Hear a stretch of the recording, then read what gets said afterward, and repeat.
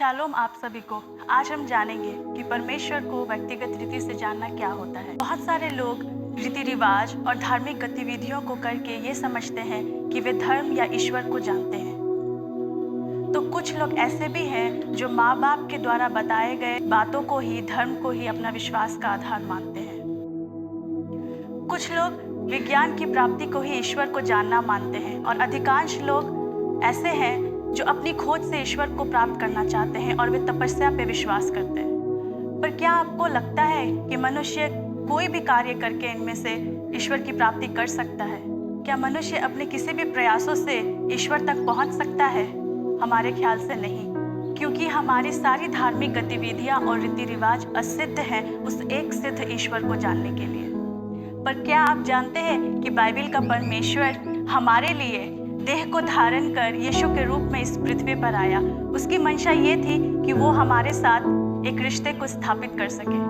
Bible हमें बताती है कि हम उस भेड़ के समान हैं जो झाड़ियों में फंस गई है, और यीशु उस चरवाहे के समान है जो उस झाड़ी से उस भेड़ को निकालता है और उसे सुरक्षित करता है। बाइबल हमें ये भी बताती है कि यीशु उस बाप के समान है जो घर से विद्रोह करके भागे हुए बेटे का भी बाहें फैलाए हुए वापस आने का इंतजार करता है।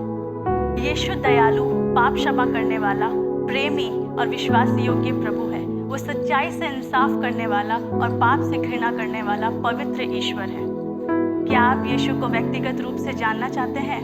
तो आपको ये जानकर अच्छा लगेगा कि यीशु हमसे प्यार करता है और उसके पास आपके लिए एक अच्छी योजना है। बाइबल हमें ये बताती है कि मनुष्य के लिए अनंत जीवन ये है कि वे सच्चे ईश्वर यानी यीशु मसीह को जाने। हम अपने पाप के कारण यीशु से दूर हो चुके हैं, इसलिए ना हम उसको जान पाते हैं और ना ही उसके प्रेम को अनुभव कर पाते हैं।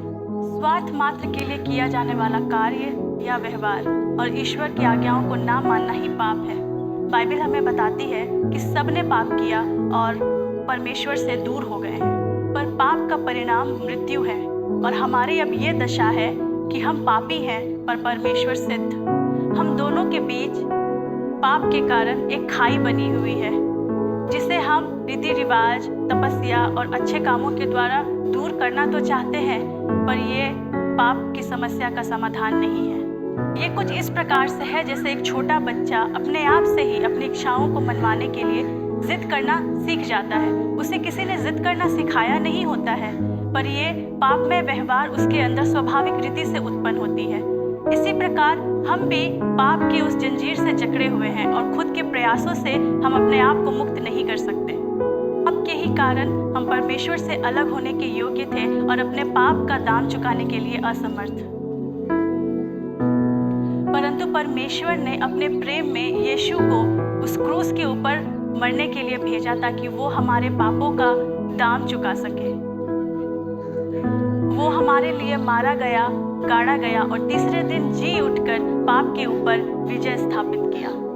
और वो खाई जो परमेश्वर और मनुष्य के बीच में पाप के कारण थी, उसे खत्म किया और वो मार्ग तैयार किया कि हम परमेश्वर तक पहुंच सकते हैं और उसकी क्षमा को प्राप्त कर सकते हैं। बाइबल हमें बताती है यूहन्ना 3 और उसके 16वें वचन में, क्योंकि परमेश्वर ने जगत से ऐसा प्रेम किया कि उसने हमारे लिए अपने प्रिय पुत्र को भेज दिया ताकि जो कोई उस पर विश्वास करे वो नाश ना हो परंतु अनंत जीवन पाए। हम सबको यीशु पर विश्वास रखते हुए उसे मुक्तिदाता के रूप में ग्रहण करना चाहिए। केवल तभी हम परमेश्वर को व्यक्तिगत रूप से जान सकते हैं। बाइबल हमें बताती है, परंतु जितनों ने उसे ग्रहण किया उसने उन्हें परमेश्वर की संतान होने का अधिकार दिया, अर्थात उन्हें जो यीशु मसीह पर विश्वास रखते हैं। मैं आशा करती हूँ कि ये वीडियो आपको परमेश्वर को व्यक्तिगत रीति से और जानने के लिए सहायता करेगा। धन्यवाद।